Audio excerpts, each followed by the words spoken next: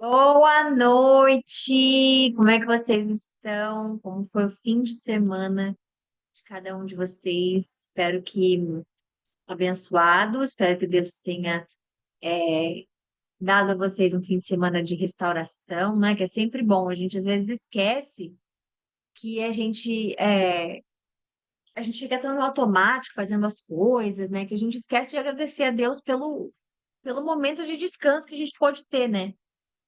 Aqueles que não têm um período de descanso muito longo, têm pelo menos o que dorme. Então, não tem desculpa. Não, Thay, eu não descansei, não, mas você dormiu. Ah, mas só dormi uma hora. Mas uma hora.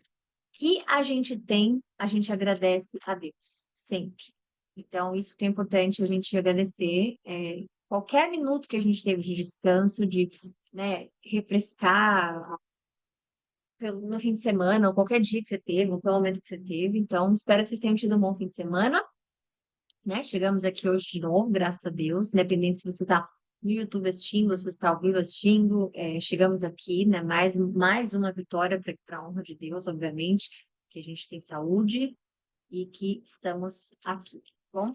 Então, vamos fazer nossa oração e começar nossa leitura. Se Deus quiser, amém. E é isso. Então, vamos lá. Pai, obrigada por esse momento. Nós estamos aqui agradecendo, porque, como a gente acabou de falar, não tem um só minuto que a gente não tenha que te agradecer. Não tem um só minuto que a gente não deva te agradecer, né?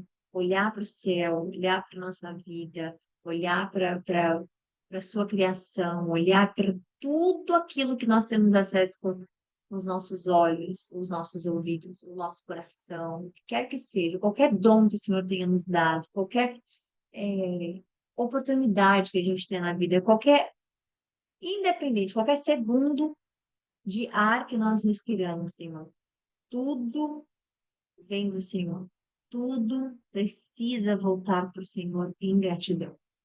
Então, nós agradecemos todo o nosso coração, o Senhor ter nos dado um bom fim de semana, que o Senhor ter nos abençoado. Às vezes a gente acha que é normal, né, dormir e acordar, mas quantos, Pai, quantos vão dormir e não acordam? Quantos não têm o que nós temos nesse momento, que é o privilégio de poder te servir, de estarmos aqui. Então, que o Senhor nos fortaleça em todas as áreas da nossa vida, principalmente a espiritual e a mental também, né? Porque são tantas coisas que a gente lida na vida, tantas pessoas, Senhor, tantas situações, tantas coisas que o Senhor sabe, que se não for pela sua misericórdia, se não for vindo da própria fonte, né? A nossa determinação, nossa persistência, nossa fé, nossa esperança, né? Se não for o que o Senhor pode prover para nós, nós estaríamos perdidos, literalmente, no sentido da palavra, perdidos, né? Então a gente agradece, porque estamos tendo esse encontro agora para entrar na Sua palavra, para alimentarmos o nosso corpo, nossa alma, o nosso espírito, para que a gente possa continuar mais um dia, mais um momento, qual somos ferramentas nas suas mãos. Então, obrigada por esse momento. Sobre a nossa leitura, que o Senhor me use como canal, que nós possamos aprender com tudo aquilo que o Senhor revelar, só as palavras vindas de Ti, só as palavras corretas saem dos meus lábios, a interpretação, tudo aquilo que o Senhor quer me usar, que o Senhor possa nos usar no nosso dia a dia, que a palavra lida não é a mesma coisa que a palavra aplicada. Então, nós precisamos aprender a aplicá-la e fazer com que essa lapidação vindo de ti, vindo da tua palavra, vindo do poder que o seu nome carrega, Jesus, que a gente faça por onde? Que a gente faça festa todos os dias que fomos escolhidos pelo Senhor, que a gente louve, que a gente clame o seu nome, que a gente te ponha em todas os momentos, todas as situações na qual os nossos lábios são capazes de expressar algo. Então, agradecemos. E as nossas atitudes também. Que o Senhor nos livre dos males, tudo aquilo que faz a gente desanimar, se afastar de Ti, que o Senhor possa continuar fazendo a manutenção, Senhor, da nossa fé debaixo das suas asas, protegidos contra todos os ataques espirituais, emocionais, carnais, profissionais, emocionais, né? Que o Senhor tenha o controle, o acesso, a administração de tudo em nossa vida, Pai. Tudo. E que o nosso livre-arbítrio, ou que o entendimento do nosso livre-arbítrio esteja também em suas mãos, para que somente o Espírito Santo possa nos guiar nas nossas atitudes, escolhas, nos momentos em que mais necessitamos de sua sabedoria, nos momentos de descanso, que a gente possa servir sempre o próximo, lembrando de que o Senhor é quem nos guia. Para honra e glória do seu nome, a gente agradece. Essa live é consagrada a ti. Amém. Então, vamos lá. A gente vai começar no capítulo 3. Deixa eu só fechar a janelinha aqui, que vocês não conseguem ver, janelinha do Zoom, também não frente. Então, o sumo sacerdote, Eliasibe, se levantou com os seus parentes, sacerdotes, e eles começaram o seu trabalho e reconstruíram a porta das ovelhas. Eles a consagraram e colocaram as portas no lugar. Depois construíram o muro até a Torre dos 100, que consagraram, e até a Torre de Ananeel. Vocês viram aqui, consagraram e consagraram. Colocaram a primeira porta e consagraram, né? As portas, desculpa. E depois construíram a parte do muro e também consagraram, né? Essa coisa de reconstruir é como se fosse uma ligação entre você ter uma segunda chance e agora colocar Deus no seu devido lugar de honra, né? Então, assim, tudo que eles estão fazendo ali, eles consagram a Deus. Então, as portas, né? As portas têm sempre um significado. Acho que a gente já falou sobre isso, se não me engano, mas os nomes das portas são sempre com a primeira letra maiúscula, né? Porque tem um significado, cada uma dessas portas, né? Tem porta-peixes, tem porta-ovelha, tem a porta. Então, é importante a gente ver que, obviamente, isso tem tudo que leva a Cristo, tudo absolutamente que leva a Cristo. Mas na leitura mesmo mais crua do que a gente está fazendo nesse momento, vocês veem que eles consagram. Então, quando você pensa, nossa, finalmente, né? Agora eles estão obedecendo, estão consagrando até mesmo as portas. Nossa, hahaha. Isso é um motivo para a gente ver que as segundas chances, quando a gente erra com Deus alguma vez, né?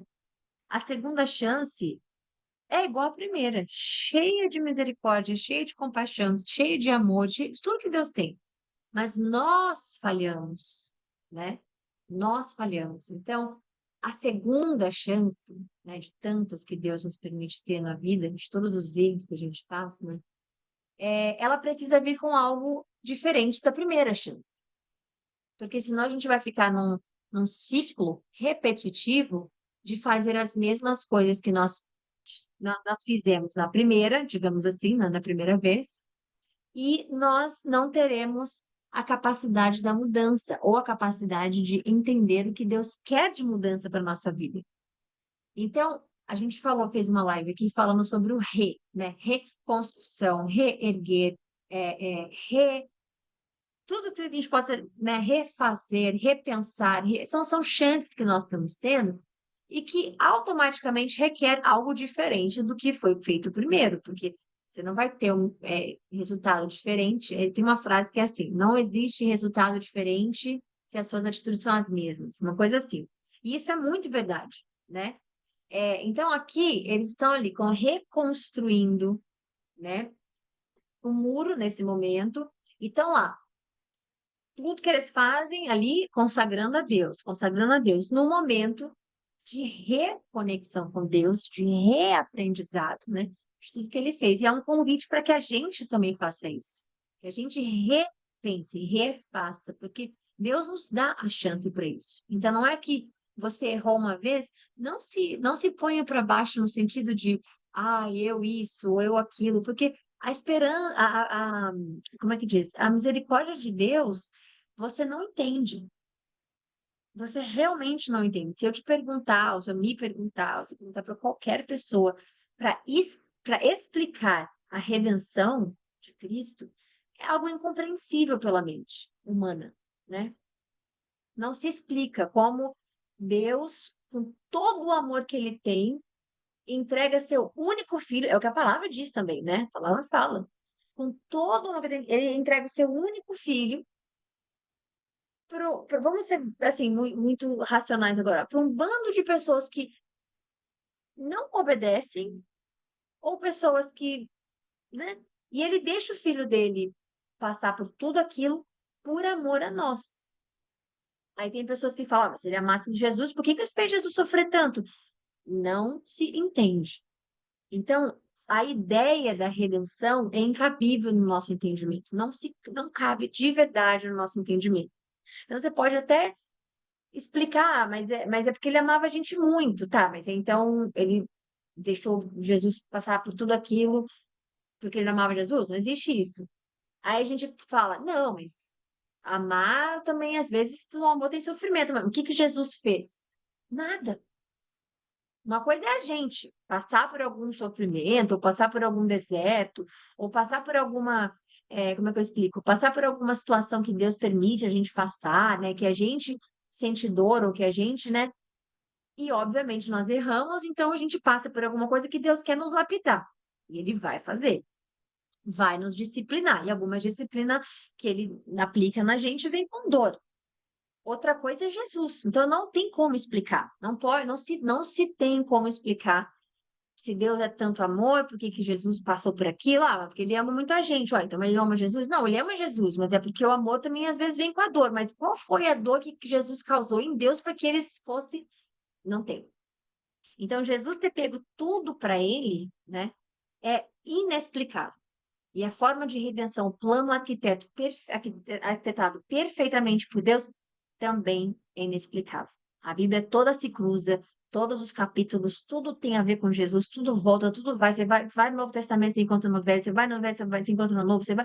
Tudo está ali, as respostas de tudo. Se você não encontrar em Neemias, você vai encontrar em Pedro. Se você não encontrar em Pedro, você vai encontrar em João. Se você não encontrar em João, você vai encontrar em Mateus.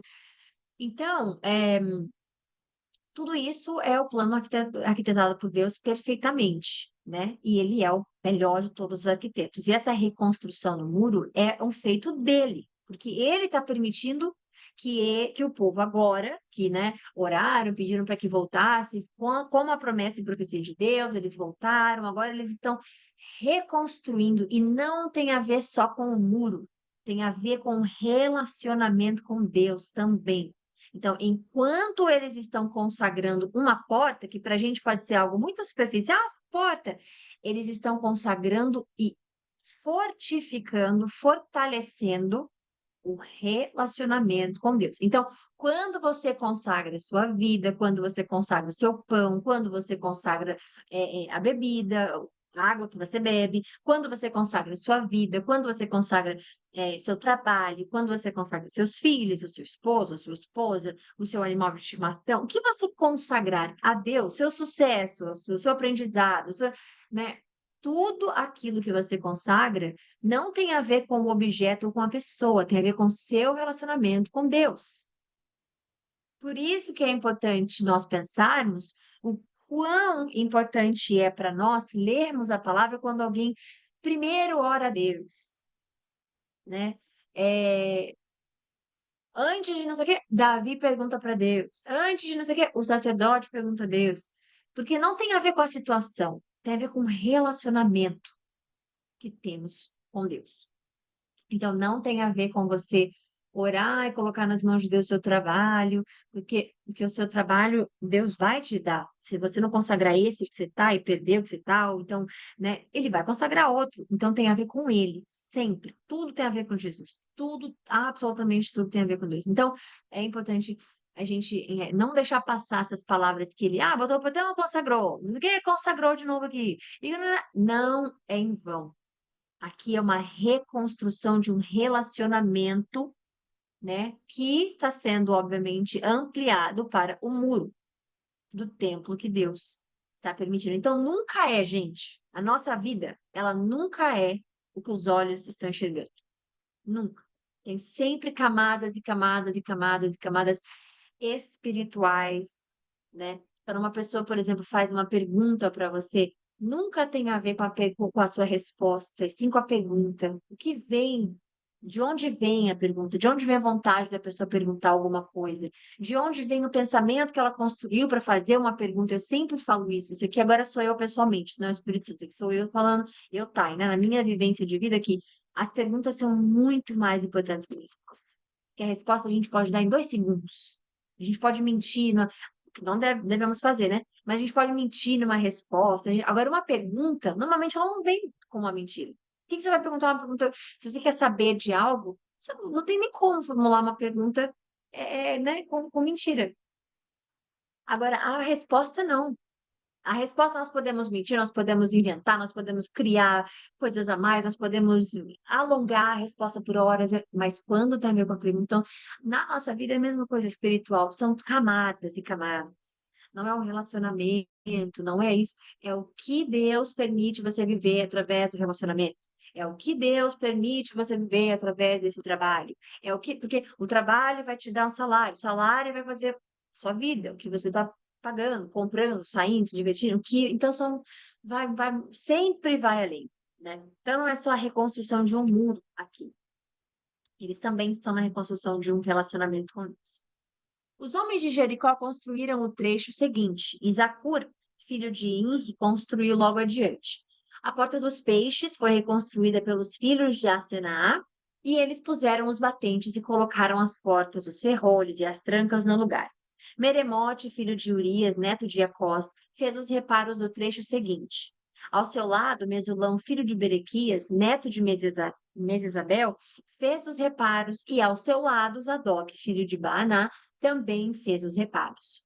O trecho seguinte foi preparado pelos homens de Tecoa, mas os nobres dessa cidade não quiseram se juntar ao serviço, rejeitando a orientação dos seus supervisores. O nobre, você pode colocar nobres ou esnobres, né, também.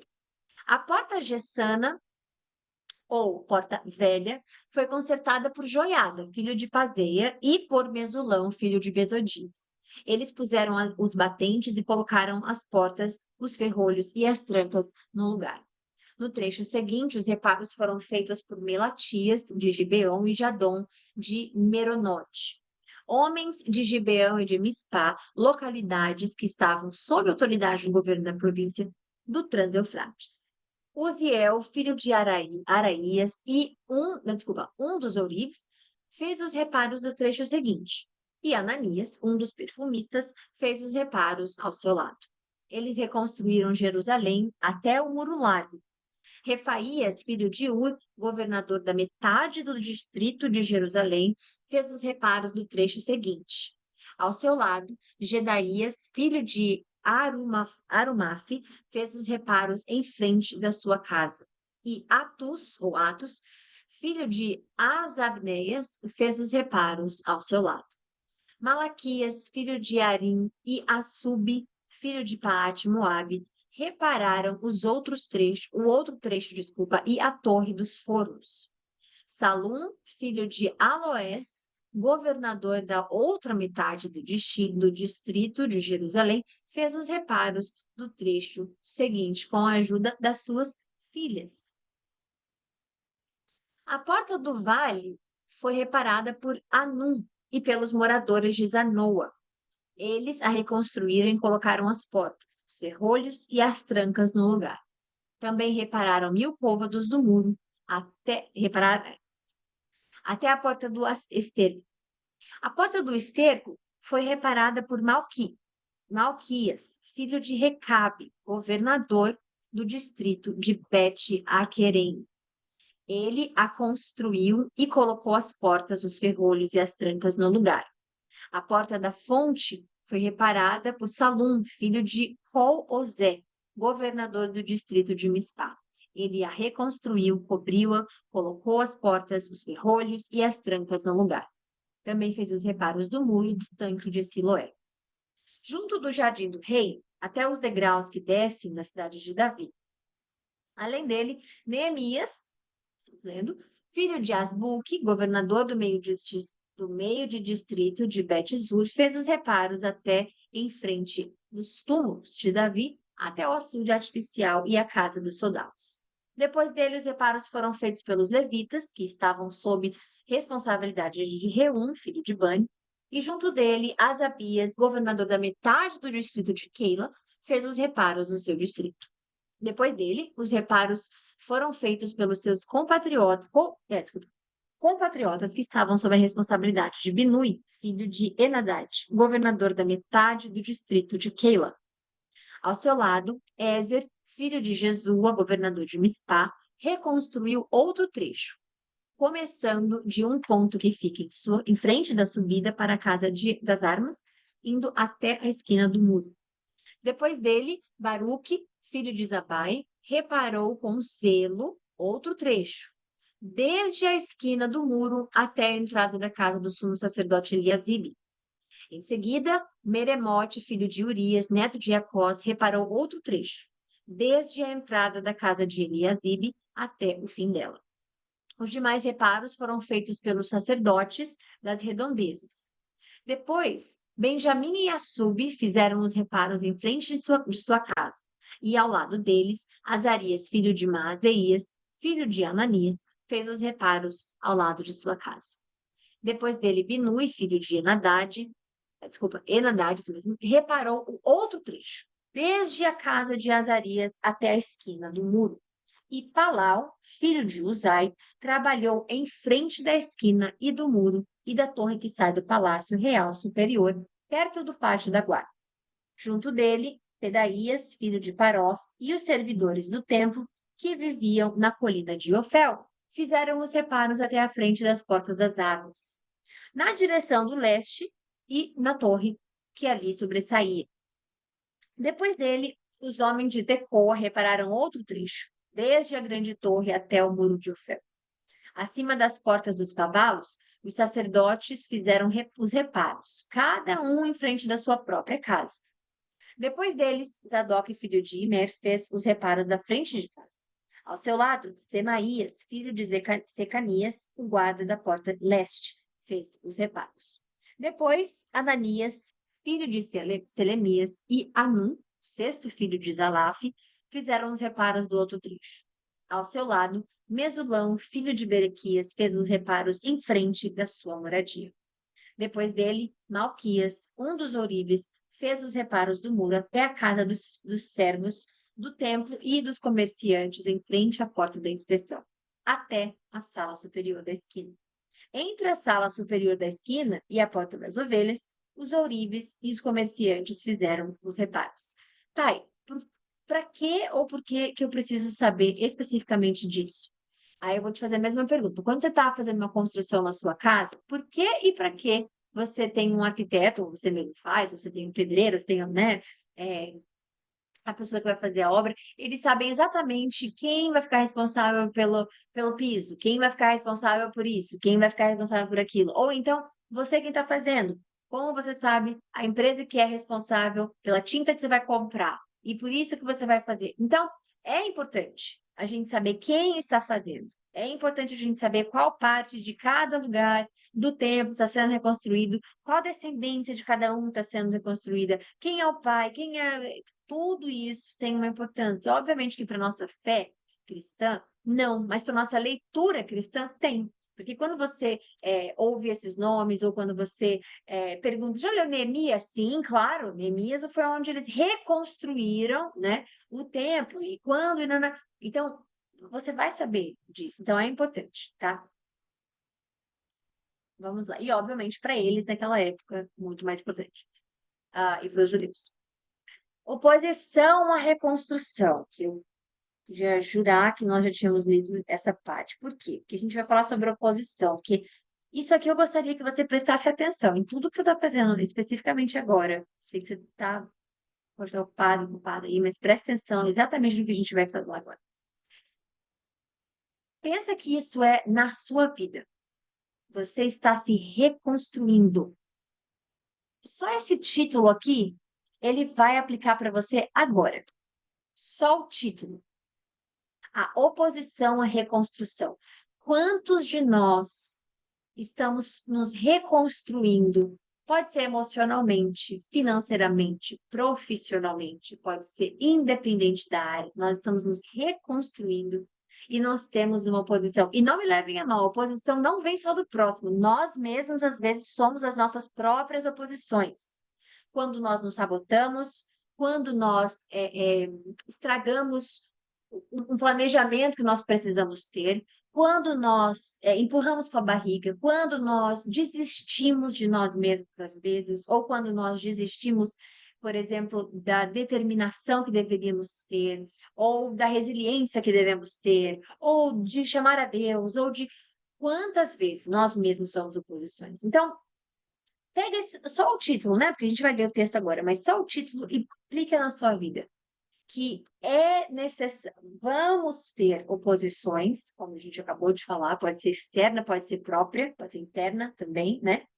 Mas existe algo para sair disso. Existe algo que você consegue espiritualmente e mentalmente não focar, não dar atenção, não. E aí essas oposições, elas servem como alimento para você, porque tudo que vier à sua direção vai correr bem para sua vida, porque é o que a palavra diz, se você ama Deus de todo o seu coração, de toda a sua força, de tudo e com de acordo com o propósito de Deus, obviamente, qualquer oposição vai te fazer melhor, mais forte, mais. Quantas vezes, por exemplo, eu tenho um testemunho pessoal, eu vou falar bem rápido para a gente, né? Porque eu não sei, deixa eu ver quantos tem aqui. Ah, tá bom, tipo assim. É, eu tenho um testemunho pessoal que na trabalho, né? Não tem nada a ver com minha vida pessoal especificamente, mas no trabalho, que surgiu uma oposição direta contra mim, né? E aquilo ali começou a, como é que eu posso explicar? A tirar a minha motivação de fazer algo que eu estou fazendo, né, no chamado de Deus, para esse específico produto, né?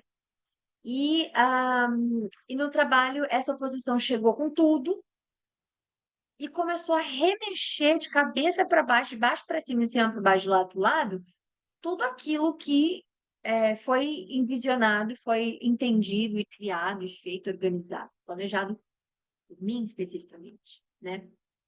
Para específico X, Y, Z. Quando isso aconteceu, eu comecei a falar com Deus, falei, olha, não vou mais, sabe, tirar minha energia com isso, não vou mais, não quero mais saber, olha, deixa a pessoa fazer, então, dá tudo certo. Só que aquilo ali, no primeiro dia, no segundo dia, no terceiro dia, eu fiquei uma semana mal, né? E aí depois Deus colocou no meu coração uma energia de reconstrução tão grande, que eu consegui deixar de lado o ruído que estava tentando me parar para fazer algo de Deus, que vocês vão ver logo, logo, logo vocês vão acabar vendo e vou compartilhar com vocês, para algo que uma oposição chegou. Então, sabe quando você tem assim, você abre os seus dois braços, né, com as duas palmas da sua mão virada para os lados, assim, para o lado que você abriu os seus braços, né?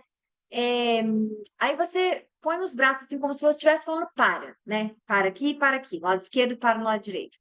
A oposição está vindo na sua esquerda, você tem que fazer o seguinte: virar o seu rosto, olhar para a direita, e se a oposição estiver vindo para a direita, você vai virar o seu rosto, vai ver que as suas mãos estão assim, ó. Não, não venha. E eu fiz isso. Eu fiz exatamente isso.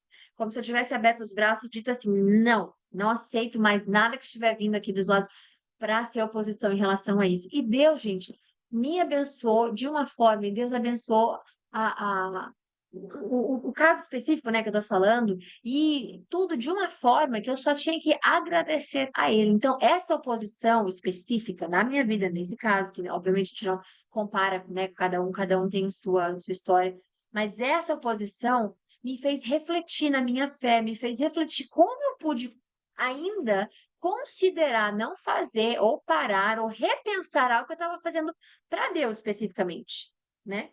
Então, essa oposição específica veio para isso, para poder me ensinar e me fazer mais forte, porque, novamente, não é sobre o que você está reconstruindo, é sobre o relacionamento de Deus com você, né? De Deus com você, enquanto você reconstrói.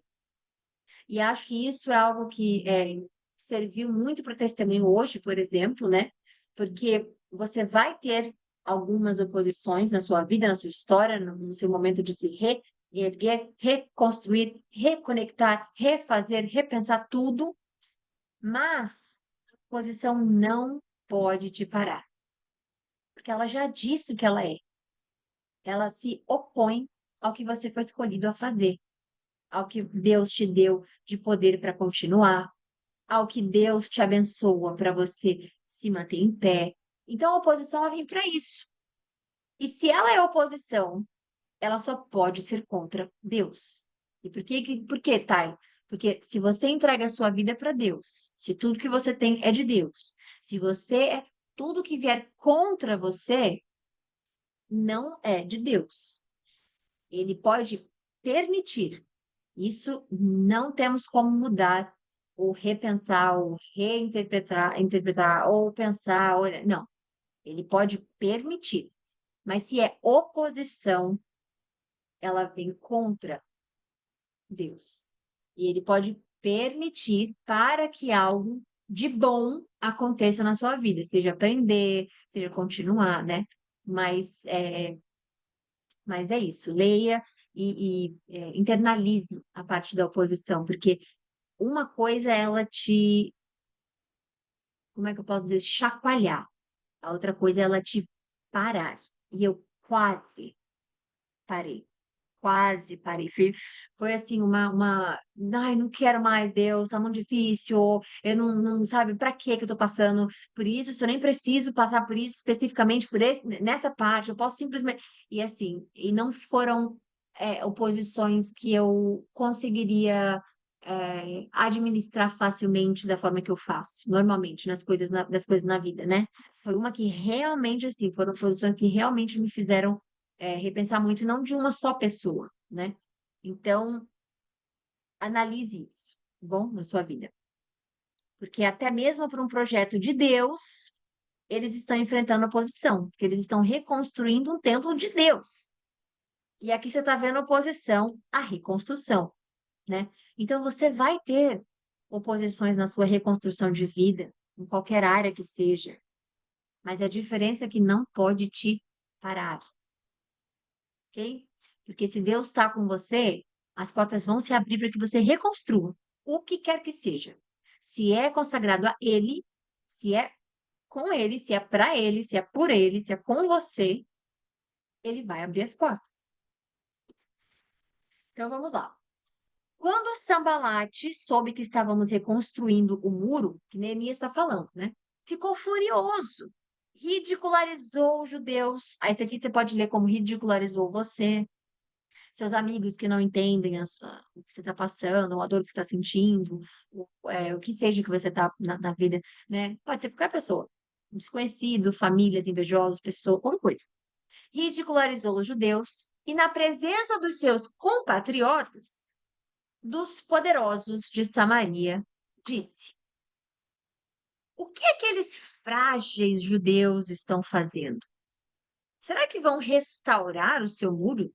Irão oferecer sacrifícios? Irão terminar a obra em um só dia? Será que vão conseguir ressuscitar pedras de construção, daqueles montes de entulho e de pedras queimadas? Tobias, um amonitas que estava do seu lado, completou: Pois que construam. Basta que uma raposa suba lá para que esse muro de pedras desabe. Ouve-nos, ó Deus, pois estamos sendo desprezados. Então, Neemias está contando a história, e aqui ele volta para Deus, volta na conversa com Deus e fala: Senhor, ouve-nos, ó Deus, estamos sendo desprezados. Faz cair sobre eles a zombaria. Sejam eles levados prisioneiros como despojo para outra terra. O que aconteceu com eles, né? Eles foram levados para outra terra, eles caíram em zombaria. Ele está falando: façam eles passar por isso. Não encubras as iniquidades deles, nem esqueçam seus pecados, pois provocaram a tua ira diante dos construtores. E isso vale para a sua vida também. Quando você tiver oposições, quando você estiver sendo ridicularizado, quando você estiver sendo humilhado, quando você estiver sendo desprezado, A palavra diz que o Senhor está próximo dos corações quebrantados. Isso não é a Thay falando, é a palavra falando. Quando o seu coração estiver quebrantado, porque alguém fez algo, você não seja as mãos que vá fazer como é que diz? Que vai fazer a justiça. Não seja você, não seja os seus lábios pedindo o mal de alguém. Mas o que você pode pedir é que Deus o faça justiça, que Deus faça justiça sobre o seu sofrimento. Que Deus faça justiça sobre aqueles que zombam de você, ou aqueles que desprezam você, ou aqueles que fazem mal a você, ou se opõem a você. Isso você pode fazer. E a palavra, ela dá dois embasamentos fortes. O primeiro é esse, que o Senhor está próximo dos corações quebrantados, né? O segundo é que ele diz que a oração dos justos, ou seja, os justificados, é poderosa e eficaz. Então, Deus não vai ouvir você sendo zombado, você sendo ridicularizado, você sendo humilhado, você sendo. E vai ficar quieto. Não vai, porque. Ah, tá, mas e se a outra pessoa também for cristão? Deus disciplina a todos. Não tem duas partes corretas numa história na qual um humilha o outro. Deus nunca vai ser a favor da humilhação do próximo. Se for cristão, vai pagar igual. Se não for cristão, vai pagar igual. Aquele que o coração está quebrantado e pedir ajuda, lá o Senhor está. Palavra de Deus. Então aqui, ele não está pedindo revanche, ele não está pedindo, Senhor, mate eles. Ele tá usando o próprio testemunho. Senhor, estamos sendo desprezados, estamos sendo zombados. Não encubras o que eles estão fazendo, Senhor. Nesse meio tempo, fomos reconstruindo o muro. Isso aqui é em primeira pessoa, porque Neemias está falando na carta dele, né? No livro dele. Então, pode ser para você, pode ser para mim, no sentido que você quiser entender ele falando. Então, nesse meio tempo, nós fomos reconstruindo os muros até que chegamos à metade da sua altura em toda a sua extensão, pois o povo trabalhava com disposição. Quando, porém, Sambalate, Tobias, os árabes, os amonitas e os homens de Asdod souberam que os reparos dos muros de Jerusalém tinham avançado e que as brechas todas, não, desculpa, que as brechas estavam sendo fechadas, ficaram furiosos. Porque, gente, a inveja, os invejosos, a oposição, eles ficam mal quando você ganha, quando você está feliz, quando você supera, quando você é vitorioso, vitoriosa, quando você ganha.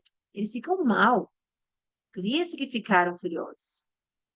Todos juntos planejaram atacar Jerusalém e causar confusão. Causar confusão. Você já viu isso na sua própria vida? Eu creio que não tem uma pessoa que vai dizer que não, nunca teve confusão na minha vida, não. Então presta atenção, porque quando você está fazendo o correto, quando você está fazendo o que é de Deus, quando você está fazendo o mal vai fazer isso, vai querer causar confusão. Então, ore. Todas as vezes em que eu orava para o Senhor me corrigir, por exemplo, eu sempre dizia, Senhor, que o Senhor me corrija no amor, não na dor. Meu coração é aberto para o Senhor, meu coração é devoto ao Senhor. Por favor, não precisa que eu passe por dor para aprender. Por favor, é só me falar o que é que eu aprendo, Jesus. E eu me fazia disposta, eu me fazia disposta, porque aqui, ó, você tá vendo? Eu trabalhava com disposição, ou seja, com vontade. Então, eu me fazia disposta a aprender. E assim sempre foi. Então, Deus, ele escuta as suas orações e entende que não é necessário você passar por dor para você aprender, a não ser que você não esteja vendo no amor. Porque ele vai nos disciplinar de alguma forma ou de outra. Nós, porém, oramos ao nosso Deus e pusemos guardas de dia e de noite para proteger-nos deles. Enquanto isso, o povo de Judá começou a dizer: os trabalhadores já não têm forças e ainda há muito entulho, pois nós mesmos não conseguiremos reconstruir o muro, desculpa, por nós mesmos. E os nossos inimigos diziam: antes que descubram qualquer coisa ou nos vejam, estaremos bem ali no meio deles. Vamos matá-los e acabar com o trabalho deles. Os judeus que moravam perto deles 10 vezes nos preveniram, Para onde quer que vocês se virarem, saiba que seremos atacados de todos os lados. Por isso, posicionei alguns do povo atrás dos pontos mais baixos do muro, nos lugares abertos, divididos por famílias armados com espadas, lanças e arcos. Fiz uma rápida inspeção e imediatamente disse aos nobres, aos oficiais e ao restante do povo: não tenham medo deles. Lembre-se de que o Senhor é grande e temível e lutem pelos seus irmãos, pelos seus filhos e filhas, pelas suas esposas e os lares de vocês. Quando os nossos inimigos descobriram que sabíamos de tudo e que Deus tinha frustrado a sua trama, todos nós voltamos para o muro, cada um para o seu trabalho. Daquele dia em diante, enquanto a metade dos meus homens faziam o trabalho, a outra metade permanecia armada de lanças, escudos, arcos e coraças. Os oficiais davam apoio a todo o povo de Judá que estava reconstruindo o muro. Aqueles que transportavam material faziam um trabalho com uma das mãos e com a outra segurava uma arma. Então vocês estão vendo assim, ó, era a gente vai proteger e vai continuar, a gente não vai parar. Da forma que for, a gente não vai parar. A oposição vem, mas a gente não vai parar. Com uma mão eu me protejo, com a outra mão eu continuo fazendo o meu trabalho. E é essa a vontade que tem que vir de você para tudo na sua vida. Não deixe as suas duas mãos estarem somente te protegendo, porque ele já faz isso por você. Que as suas mãos sejam capazes e ativas para que você possa plantar os seus sementes e colher o fruto dela, os frutos dela. E Deus vai abençoar. Entregue suas batalhas nas mãos de Deus todos os dias. Cada um dos construtores trazia na cintura uma espada enquanto trabalhava comigo. Trabalhava. Comigo ficava um homem pronto para tocar a trombeta. Então eu disse aos nobres, aos oficiais e ao restante do povo: a obra é grande e extensa, e estamos separados, distantes uns dos outros, ao longo do muro. Do lugar de onde ouvirem o som da trombeta, junte-se a nós ali. Nosso Deus lutará por nós. Dessa maneira, prosseguimos o trabalho com metade dos homens empunhando lanças desde a alvorada e até que aparecessem as estrelas, ou seja, até a noite. Naquela ocasião, eu também disse ao povo: cada um de vocês e seu ajudante devem ficar à noite em Jerusalém, para que possam servir de guarda à noite e trabalhar durante o dia. Eu e os meus irmãos, os meus homens de confiança e os guardas que estavam comigo, nem tirávamos a roupa, cada um permanecia de arma na mão e não a deixava, mesmo quando ia buscar água. O significado dessa frase em hebraico é incerto, o que de fato realmente não se entende. Do nada, mesmo quando íamos buscar água, mas do nada entra isso aí, mas a gente entende que ele está dizendo que não deixava para nada, podia ser mesmo para ir ao banheiro, tanto faz. Mas eles colocaram aqui, tá? É isso. Então, finalizamos a live aqui hoje. Espero que vocês tenham gostado. Espero que vocês estejam gostando de Neemias. Eu falei para vocês no início que é um livro bárbaro, que eu amo. Eu gosto que é em primeira pessoa. Parece que a gente está, né, próximo de Neemias, a gente está falando com a gente, assim. Gosto de todo o aprendizado que nós temos no livro de Neemias também. E a gente vai continuar aprendendo, para honra e glória do Senhor, tá bom? Então, amanhã a gente volta, se Deus quiser. Fiquem com Deus, um beijo e até amanhã. Bom descanso.